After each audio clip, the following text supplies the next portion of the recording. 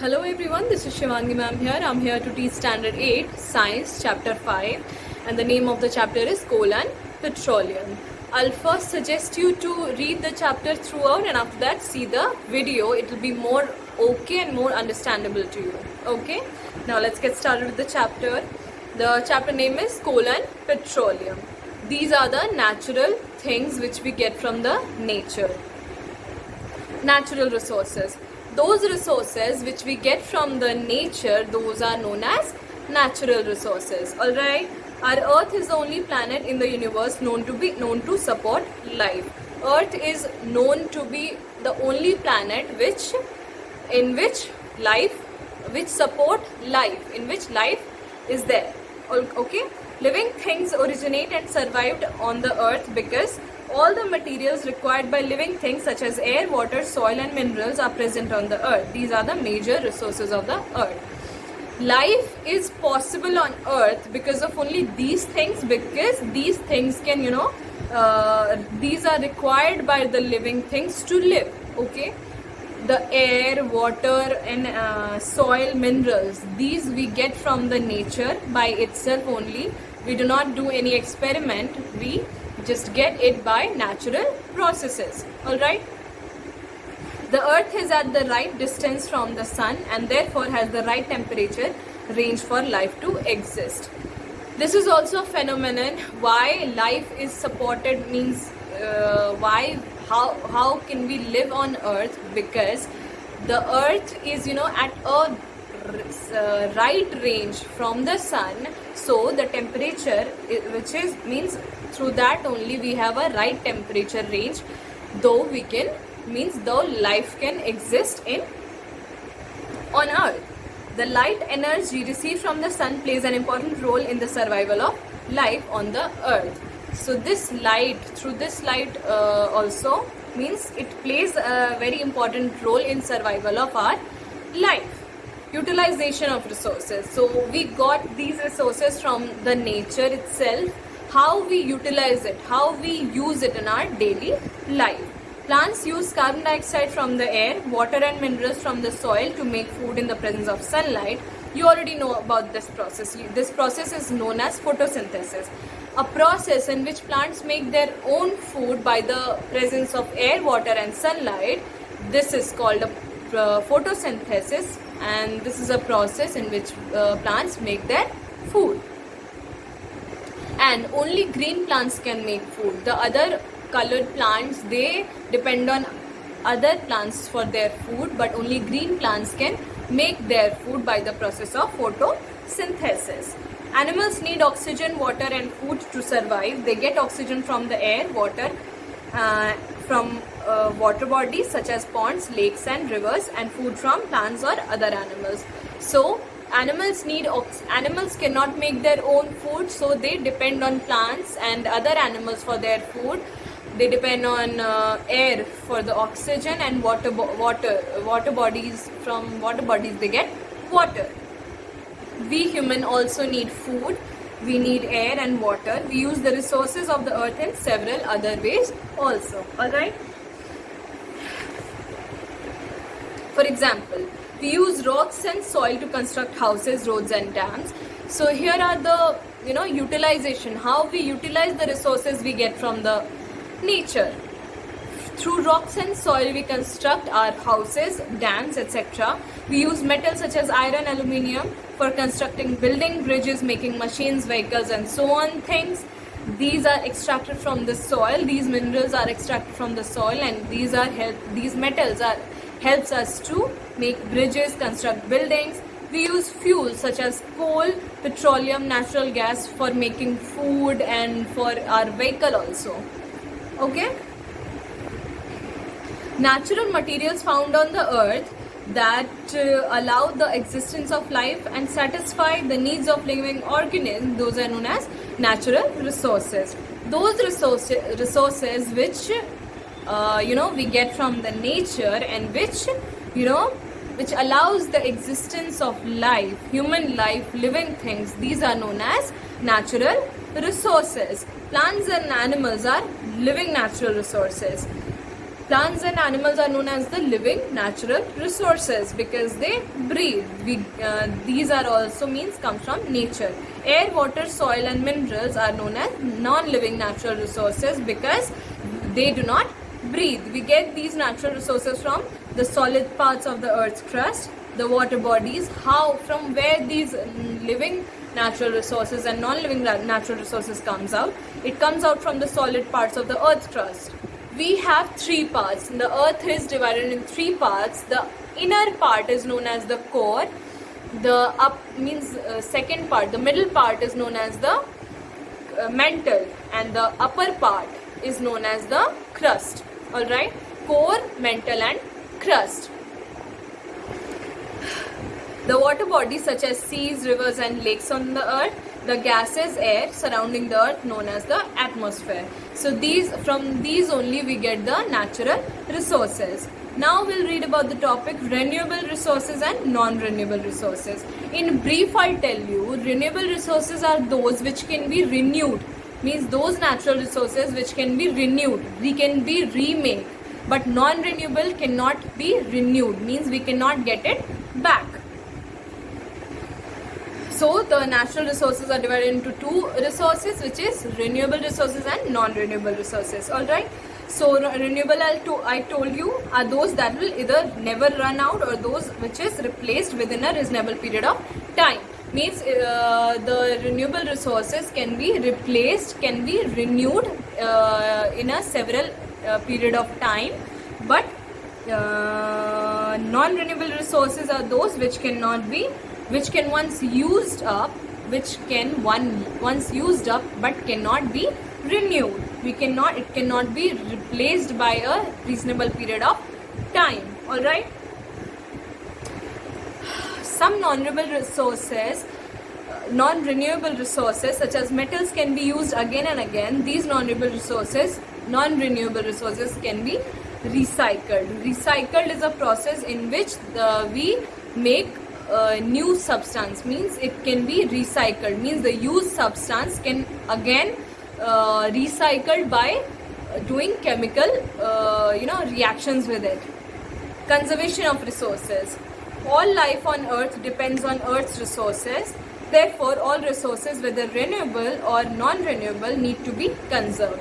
Life can only be supported by these resources only. Okay, so we should conserve it. We should use it in a proper manner. Conservation is the wise and careful use of resources.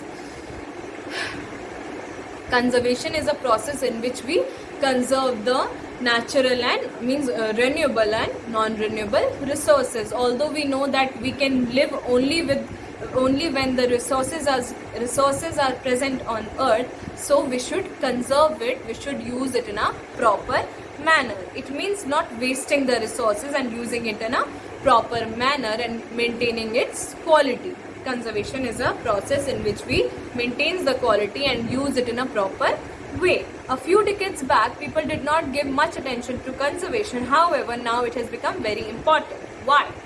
So few times before, they didn't value the importance of resources. They were using it in a very bad manner, in a very useless manner. But now it is we are getting shortage of resources. Also now it's very important to conserve resources for future use.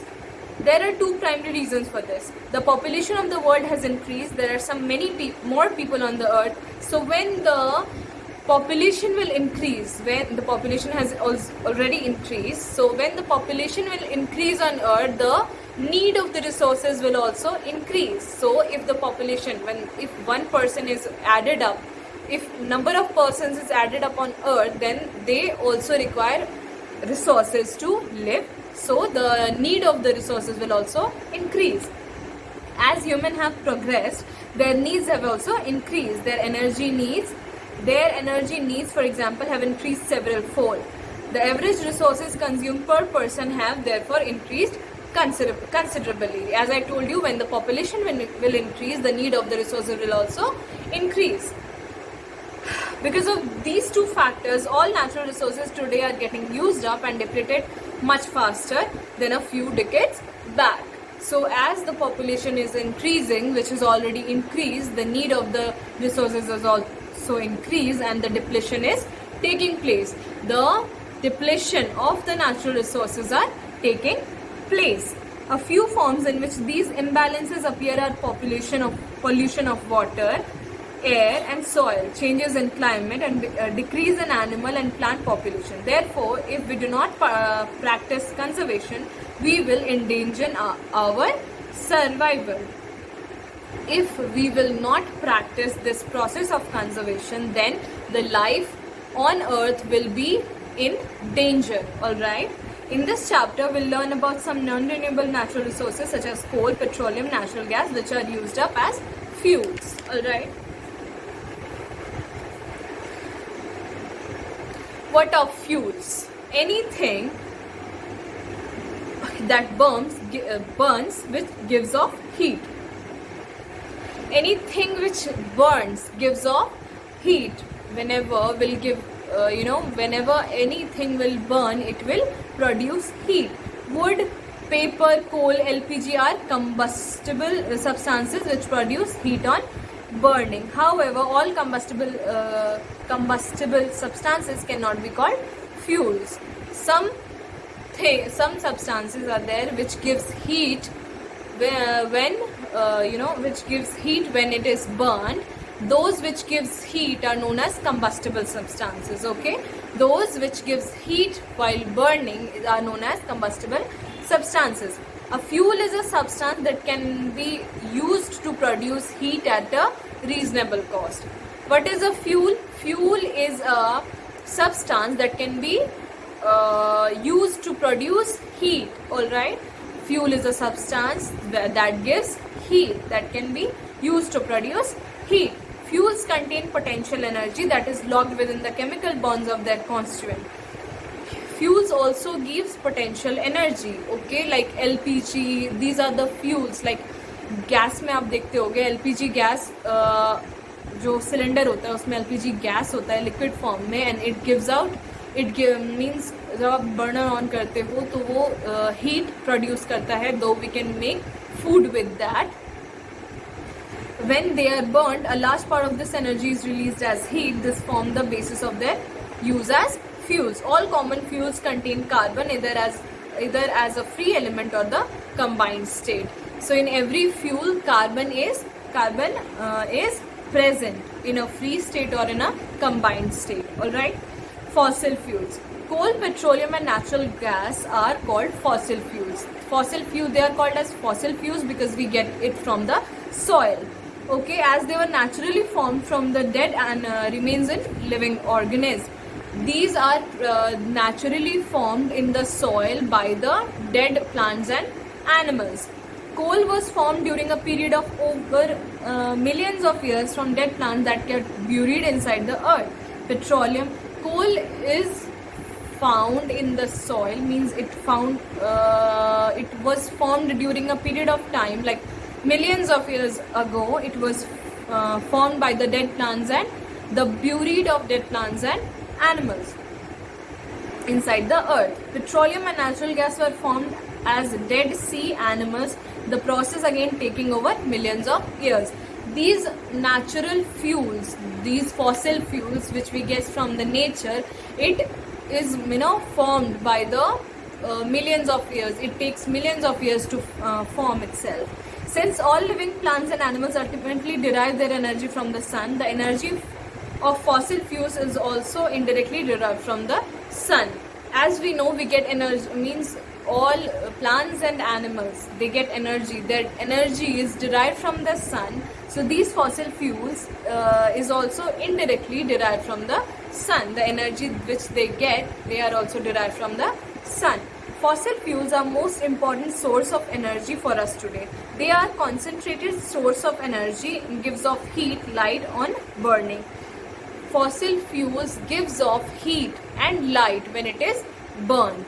These are also a kind of energy which gives heat while burning.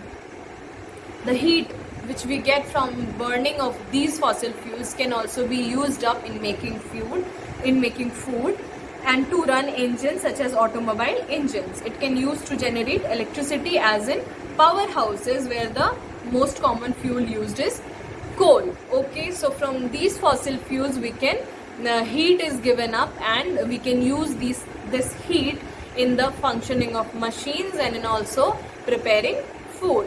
Now we'll read about coal. As I told you, petroleum, natural gas and coal is a fossil fuel. We get it from the nature. Coal is also a fossil fuel. It is black in color. Mostly coal is used in railway engines and also to prepare food.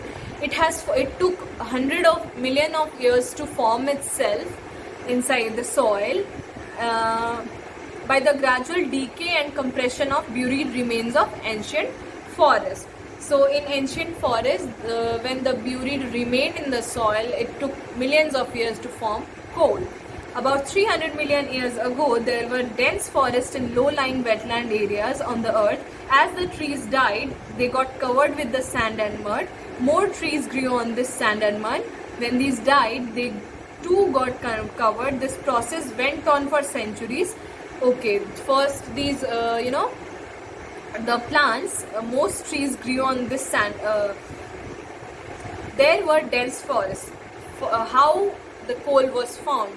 There were dense forests, and then the low-lying wet land areas on the earth.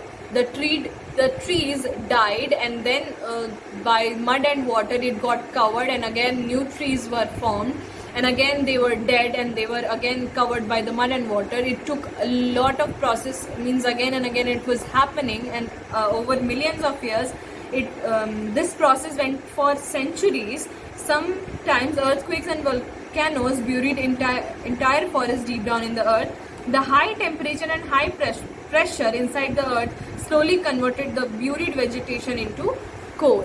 So because of the volcanic eruptions also, these remains of the dead trees were buried inside it, and it formed coal. Alright. As coal contains mainly carbon, this slow the process of conversion of wood into coal is called carbonization. So a process in which conversion of wood into coal happens, this is known as the carbonization. In which wood changes itself into coal, it is known as carbonization. The period during which this process of coal formation took place is called Carboniferous age. So a process in which wood changes itself into coal is known as carbonization, and the time period which is taken in this process is known as Carboniferous age. Coal mainly consists of carbon, hydrogen, oxygen and small amounts of nitrogen and sulfur are also present. Especially means coal is, carbon is present in high quantity in coal. Carbon is present in high quantity in coal, but some hydrogen, oxygen and nitrogen is also present in small quantity. Anthracite has up to 96% of carbon and is regarded as the best variety of coal. Anthracite is known as the best variety of coal, and it has 96% of carbon is present in this variety of coal, which is known as anthracite. Bituminous coal has about 65% of. We have different varieties of coal, in which 96% present carbon, it is known as anthracite. 65% carbon is known as bituminous coal. Lignite has 38% of carbon. When coal is heated in air, it burns to produce mainly carbon dioxide. C is carbon plus oxygen, it makes CO2. Coal is used as a domestic and industrial fuel. It is widely used in thermal power plants to produce electricity. Coal is also used to make food. It is also used to run machines. It is also used in railway engines, and it is also used to produce electricity also. Alright. Destructive distillation of coal. Now we'll read about another topic, which is destructive distillation of coal. Destructive distillation of coal is carried out by heating coal strongly at 1000 degrees Celsius in the absence of air. Destructive distillation is a process in which we give heat to coal, it is carried out by heating coal strongly at 1000 degrees Celsius. In the absence of air, it yields various useful organic and inorganic products. These products are as follows. So by coal also we can take out different varieties of products, which is whether organic, which is or inorganic. Coke. The residue left behind when destructive distillation of coal is carried out is coke. When the destructive distillation process is carried out, the left behind, the thing which is left behind is known as coke. It is an almost pure form of carbon. It is good fuel, burns with no smoke. It is also used to reduce metal oxides such as iron and zinc oxide to get the metals. So this coke is a leftover thing when the coal is heated at 1000 degrees Celsius in absence of air.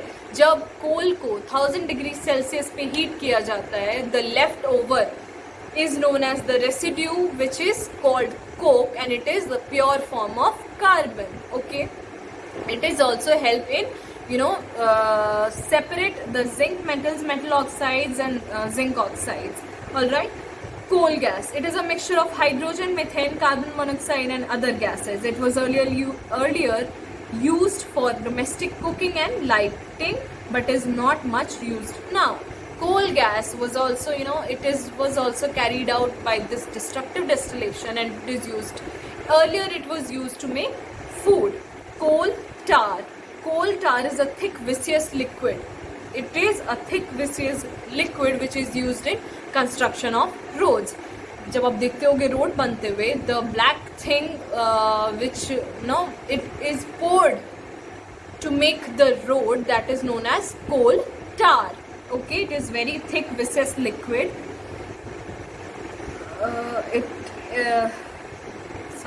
Ammonium compounds. These are given off during the destructive distillation of coal when dissolved in water. They give ammoniacal liquor. It is used for making nitrogenous fertilizers. So this ammonium compounds are also formed when this destructive distillation are passed by the water. When it is done and it is passed by the water, this when it is dissolved in water, they give this liquor, and this is also used as the fertilizer for plants. Now we'll read about petroleum.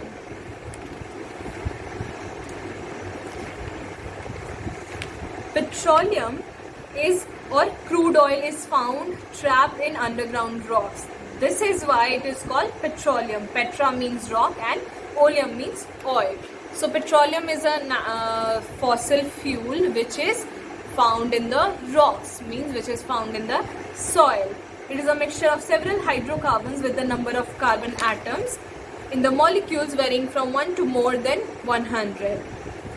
The different components in petroleum are separated and used in various ways. So this petroleum is a fossil fuel which is present in the soil and which is present in the rock. Okay, so it is separated from the soil through some processes, and this fuel is used, means their most important use is as fuel, like petrol, diesel and kerosene. These are petrol and diesel are used in the vehicles, and kerosene are used in different machines. These are obtained from the fuel petroleum. Origin. From where is it origin? कहाँ से ये आया है? Petroleum is believed to have formed over a period of millions of years from organisms that lived in the sea at that time. So it is to be known, it is to be believed that this petroleum is being made by the dead animals which was dead organisms that lived in the sea at that time. It took millions of years to form, and it was made by the dead animals which was living in a sea. Their bodies settled on the seabed and got covered with sand and clay. Over millions of years, heat and pressure changed the dead organisms into petroleum hydrocarbons. So it is believed that this petroleum was made from the dead organism which was living in the sea. When they were dead, they got settled in the seabed, and after the process of heat and pressure, the dead organism was changed into petroleum hydrocarbons. How it occurs? The occurrence of petroleum. Petroleum and natural gas are often found together as large deposits deep inside the Earth's crust. These are known to be occur in the deep bed soil, on the soil bed. These are the large deposits deep inside the Earth's crust. These petroleums are to be known to be found in the deep inside the Earth's crust. Okay, the world's first oil well to yield petroleum was dug in Pennsylvania, which is in USA, in 1859. The petroleum was first found in Pennsylvania, which is in USA, in the year 1859. Okay, so the crude oil pumped out from a well is a black liquid. Because of its importance in today's world, it is referred to as black gold. So how they comes out?